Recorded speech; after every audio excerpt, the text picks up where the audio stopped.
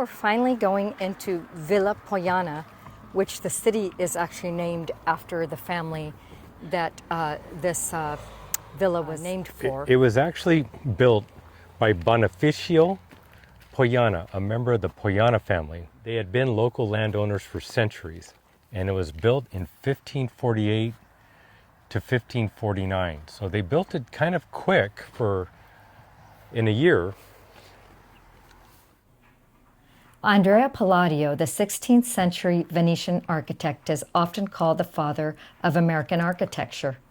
Thomas Jefferson was influenced by the Palladian style, which is reflected in the White House, Capitol Building, and Monticello. There are 24 UNESCO-listed villas in the Veneto region. And one of these UNESCO villas, Villa Pojana, is walking distance from our place right here in Pojana Maggiore.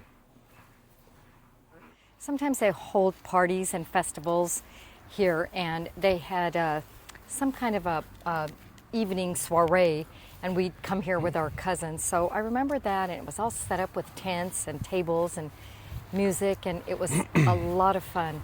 This was actually, the architect is by Andrea Palladio, who has built 8 or 9 villas in the Noventa, Pojana, Vicenza area. In the Veneto yes. region. And this design is inspired by the Roman baths.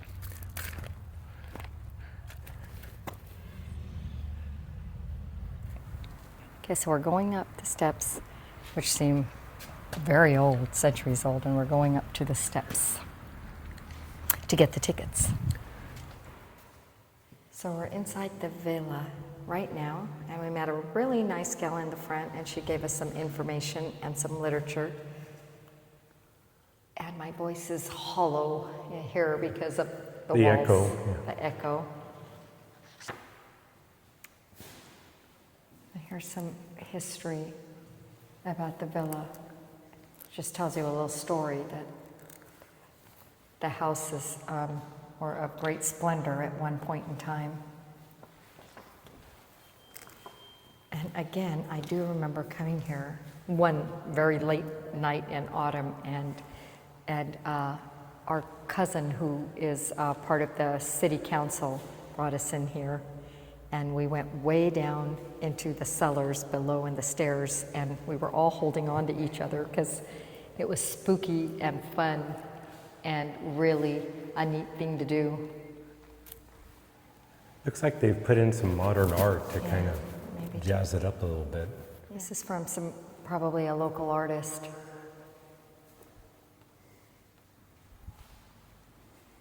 And look at this door. You can just imagine this being here centuries ago and being used by the family, and probably in really good condition compared to what it looks like now after all these years.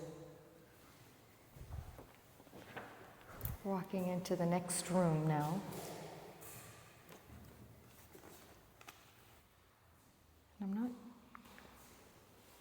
too sure what I'm looking at, but it appears to be a rural scene. There's probably a lot of agriculture in this area at the time. There still is, so this might be an old scene from that period.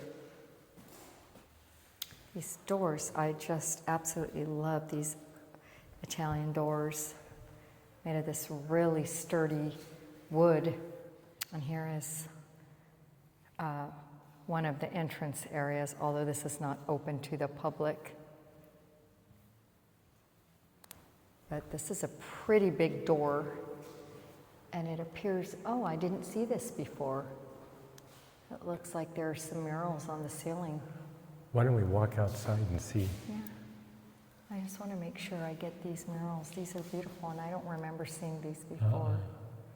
Well, of course, last time I was in here, it was dark. Oh.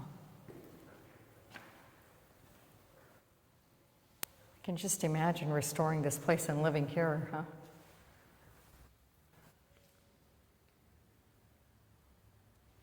Wow. It's really incredible, these doors. The exact year when the villa was constructed began on the manor house, and it was commissioned by the Pojana family, as Mike said. And they were probably considered, this place was probably considered a palace.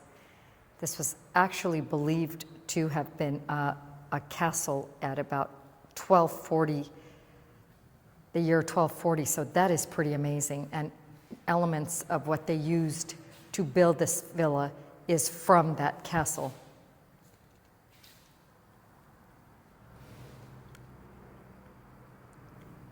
And these murals that are on the ceiling are incredible. They're muted, Just stunning. muted tones of pastels, and they depict lots of religious and Roman scenes.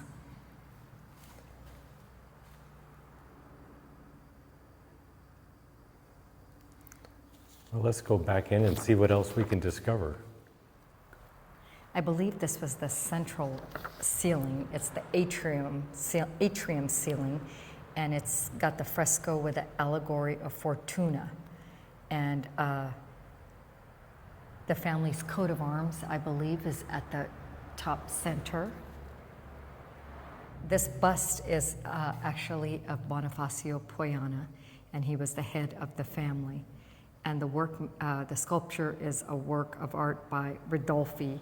He's an author of stuccos and did a lot of work around here. And Palladio himself documented the interior decorations as being by Bernardino, India, and Selmo. So they were both painters of frescoes at the time. And Ridolfi was a decorator and sculptor. So they hired a lot of people, obviously, to do a lot of the work here. And note the windows, how they have the crisscross grilling on it, just for protection and safety. Can you imagine building this 500 years ago? And Bonifacio Pojana had a lot of military honors. So they showcased this, all of his trophies at one point in time here. Okay, we're in a really small room between two large rooms, and look at this room, how it's painted wall to ceiling with And there's a lot of mythological scenes here. If you notice, there are gargoyle heads and a lot of beautiful scrolls and kind of half human, half beast type creatures. Yeah. So definitely Greek or Roman influence here. And up ahead is, up at the very top of the door, is a beautiful scene. It looks like it could possibly be from the area. We were looking for information on here, and while there's general information, it's really hard to get specific information. But I think there's a little plaque there, and a lot of it is in Italian, but it seems like it could have been a music room at one point, which if you come out here and look, it would have been a beautiful place with this beautiful window to sit here at a piano. At this window, how's it just or maybe walking play up? a cello. And look at the Italian Veneto countryside. It's just,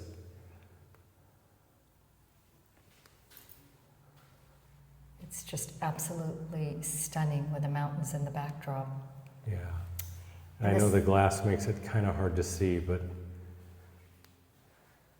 I really love the muted tones on these frescoes and wall paintings. They're just incredible. And when you come into this, it's a larger room. And again, it's hard to tell what it was, but it looks like there's some plans here of the villa. some models, they probably were trying to show how it was. At one point, and I love the windows here. They're just gorgeous and so amazing, the architecture on this. I could just picture myself living here and being in these rooms and having furniture and having drapes and having food here or listening to music or reading by the window. I mean, it just sends your mind racing to a time.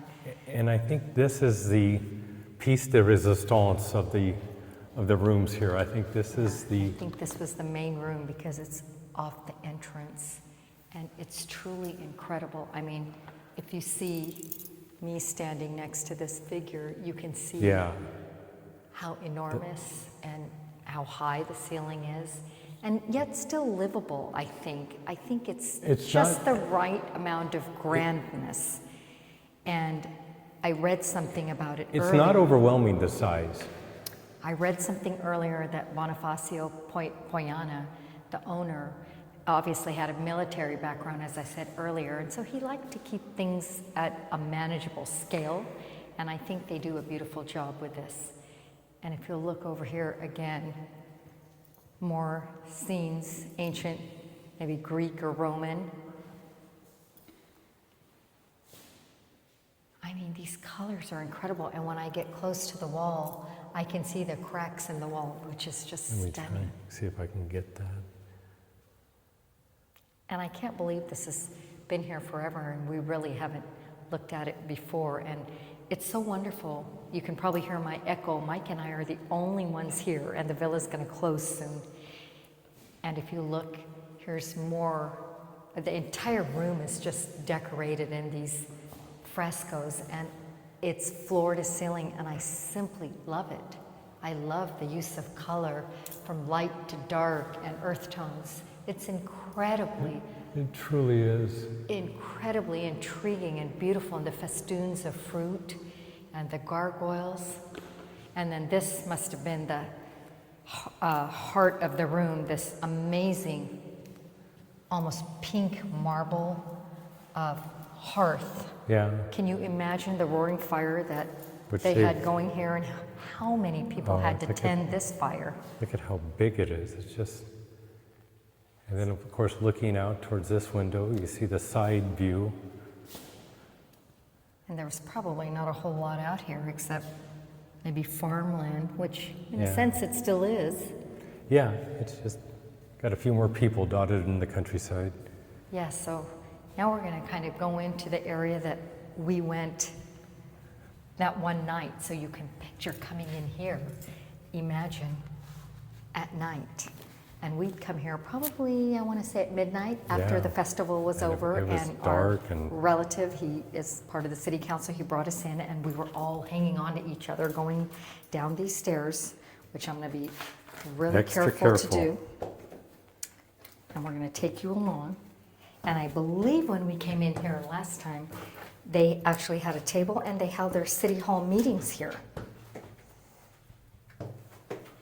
So I think you can enter this way or leave this way, but they've got it blocked off. Ushita means just that's the way to go, the exit, right? Yeah. Okay, so we've got some more art here. Ooh, I just can't imagine what was here. Maybe storage. I see some bars. So I'm not sure what they use these rooms for, and I'm not sure I want to know. Look at down here, there's just, it's cavernous. There's just rooms. Here's So some imagine modern being art. here. Imagine being here in the middle of the night like we were. I don't remember this artwork here. It can be a little disturbing, and this wasn't here obviously when we came about Yeah. 5 or 10 years ago. I don't remember anymore how long it's been. I think they had a huge table somewhere in here, and they had some flags of Italy and the local areas, and that's where the council held their meeting. Okay, so let's try to make our way back. I wouldn't want to be shut in here for the night. We are closed. Yeah. It's almost like the scene from the Da Vinci Code where they're at the very end of the first movie. We got to figure a way to get out.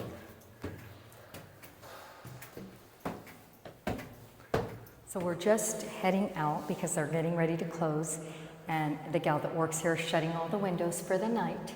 They're very efficient at closing right on time. And this is kind of the main lobby where you come in, and there's some information here. And we didn't have to pay, but admission I think is about €5. But because we live and we have a home here and we have a residency here, we were able to come in without paying. And we have a number of these books at Yeah. home. My mother-in-law kept these in her place here, and then we took it home with us to California. And I will just sign in that we were here. What is the date today? Today's the 31st. 31st, 25.